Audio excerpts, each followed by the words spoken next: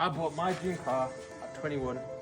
That's right, you guys heard right. I bought my dream car at 21, but I didn't buy it in the most conventional way people do. See, I headed over to Auto Trader to see what these cars go for in the used car market, and they weren't something I could afford, so I did the next best thing, headed to Copart and bought one, which was sold on approval. And as you can see here, this was the state once we got it in a ramp, and then this was the state that we left it in. As you can see here, we've straightened out the front aluminium tub and it's looking a whole lot better, and it's on its way to being a completed car once again.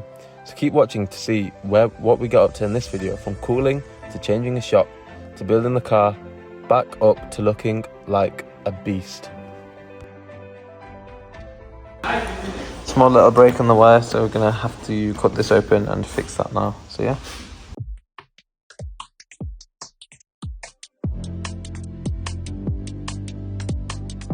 We fixed that break in the wire, we're tightening up the middle rad and also connecting it to the side rads.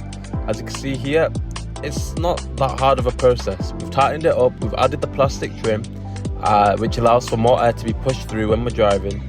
And now we're heading over to adding the crash bar on. And as you can see here, it fits on pretty good, which means we've done a very good job of straightening out that front tub, because if we hadn't, then it wouldn't fit on as well as it did. We've tightened it up, we added the polystyrene trim bits and we added the lower crash bar, and as you can see, it's one step closer to being back on the road. Basically, we've got a front end. We fit the crash bar's been fit, the middle rad has also been fit, and it has all fit perfectly well. Considering this tub was pushed in, it's gone on pretty good, I would like to say so myself. And as you can see here, it's all been built up beautifully, and the car is now in the process of getting the cooling system up and running, which is going to take a while. Obviously bleeding a system on this is going to take a while, but we may have a way around it which will avoid days and days and days and days and days of people having to fill the car. But we'll let you know how it goes, and if it's a proven method, then it's my method. I've claimed the method, you can't take it, I'm copyrighting it. But before we can head on to the cooling system, we need to tackle this shock. So as you can see here, we headed underneath the car to remove the lower pinch bolt that secures the strut to the hub. We went back up top to then allow for us to cover up the carbon ceramic brake with a microfiber cloth and hang the caliper to a side, because these carbon ceramic disc brakes are very expensive and we don't want that caliper to even touch it one bit, because if it cracks, then it's a £10,000 invoice coming my way for a new carbon ceramic disc. But anyways, we've managed to loosen up the top bolts holding the suspension leg in. Now it's a case of pushing and pulling, so we've got more free access to the bolts behind, which we then can undo and get this suspension leg out.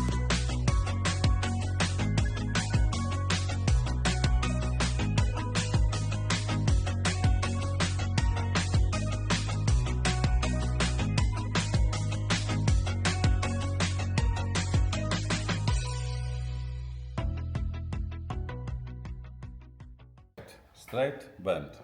So we're here now, we've got the caliper out, big, very big caliper. We've got the brake disc here, the carbon ceramic brake disc. We've loosened up the hub to allow us to kind of push down, and let me just show you properly. So for us to push down on the suspension arm to push it out and get it out so that we can change the shock on it. And as you can see over here in this vise, we've got it here situated for us to then be able to, obviously here right now it's creating some tension, so we're going to then unscrew this top part here, as you can see, take this top out, slide the shock out, put the new one in, put it back and get it all working again. Now we've got the suspension leg in a vise, and I guess it's every mechanic's worst nightmare, removing a spring from a suspension leg. We've managed to do it without it popping in our face, and it's allowed for us to be able to get this shock out so that we can replace it and put a brand new one in. Right, so basically this was the new shock that we ordered, and unfortunately it's not the same. It's got this little bulge here. They're pretty much the same up until that bulge. If you look, this is the old one that we've taken out, and as you can see on the old one, there's no bulge, nothing on it here, nothing around this ring here, there's nothing there. But on this one, There's this forge, so I don't know what we're gonna do. Don't know where we're gonna find one from. It might just have to be a Porsche Centre job. But yeah, stay tuned. Right, so we've got the car ready to refill the coolant. It's currently being run to temperature. It's leaking! Leaking out now. It's pissing out. Got coolant leak.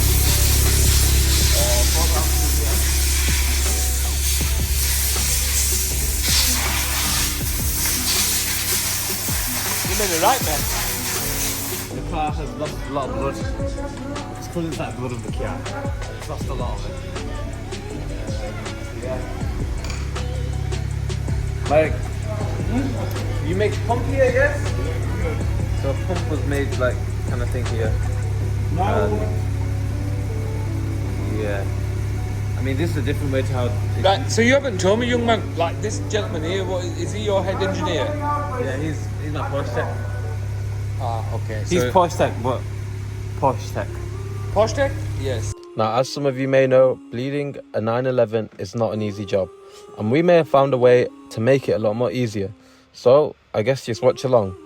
We started the car to run the system, but obviously there was still an airlock. So, we've had to fill it back up again and again, and run it again and again. And we did this for a good 2 hours.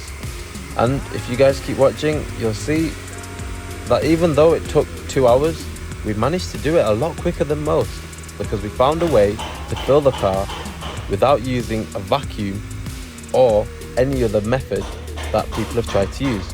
I think we may have found the cheat code to putting coolant in these sort of cars. So after trying again and again and again and again, we eventually got there and we managed to fill the car with coolant. As you can see, and it ran pretty good. It is running up to temperature very nicely. So yeah, hopefully that should have the cooling system should be okay, fingers crossed. But we're still obviously running our test to see what's going to happen in terms of there's a coolant leak anywhere, because that's a big problem. Currently the heaters aren't working. There's no hot air or cold air blowing through them. I think there's an issue with a fuse somewhere that might have broken, but we're yet to find out. So yeah. So here we've managed to get a look at the rad pack, and thank God it's working, because the fan is spinning, which means the car is running up to temperature. Well, I mean, it's cooling. So yeah.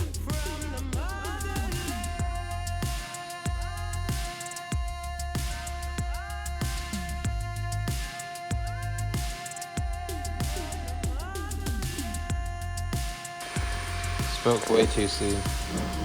Have to go again. See ya. Okay, so maybe I got ahead of myself a bit too much, but I'm still telling you, this, guys, is a proven method to being the quickest way of filling these sort of cars. Just watch.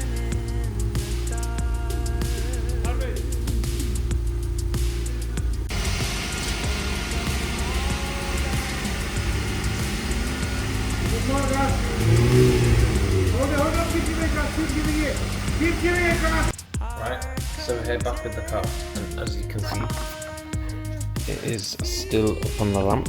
But good news, because we have filled the car with coolant, and the way we've done that is we filled it from this rod here into the return. Because if you have a look, the car is lower here at the front than it is at the back. So essentially, we've kind of, the best way to describe it is we've pushed water through, like filling a glass up from the bottom rather than the top kind of thing. So yeah, the car is bled. It runs up to temperature perfectly fine.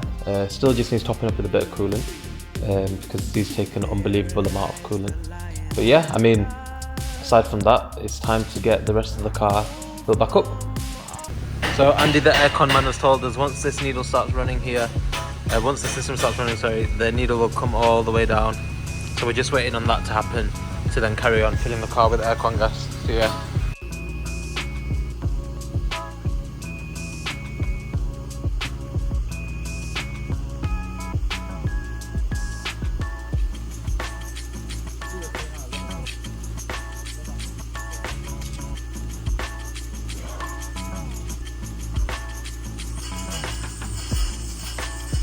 Have you filled it up, Andy?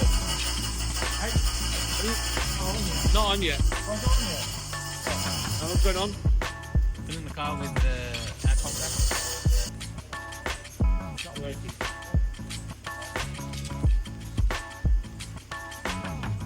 It's not working. Can't gas it because it's not running. AC is not running. Put its compressor on it. Come back. It's not a hybrid, is it? No.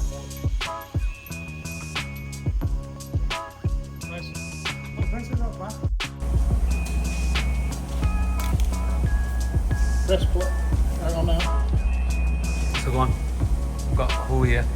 We've got the gas man, Andy. aka Andy. He puts aircon gas and stuff, and he's telling us that unfortunately we have a leak coming from the rad, which we thought was perfectly fine. So unfortunately, I don't know what we're gonna do. We just keep running into problems after problems after problems. First the shot, now the rad pack. Now, first earlier was something else, now it's something else. So it's just all kind of going up in the air. It's all.